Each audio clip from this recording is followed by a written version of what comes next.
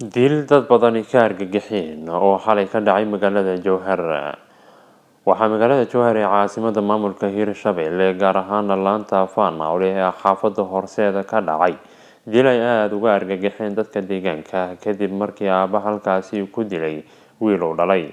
Sidaan warka ku helayna aabba lagu magacaabo Cismaan Ibraahim ayaa dil aad looga naxay u geystay wiilkiisii curadka ahaa oo lagu magacaabi jiray Ibraahim Cusmaan Ibraahim oo 14 sano jir ahaa. Aabbaha ayaa dilka wiilkiisa yar u adeegsaday mindi welina lama oga sababta ka dambeysay in aabbahaasi dilo wiilkiisa. Waxaa baxsaday oo ciidamada ammaanku baadigoob ugu jiraan aabbaha dilka u geystay wiilkiisa.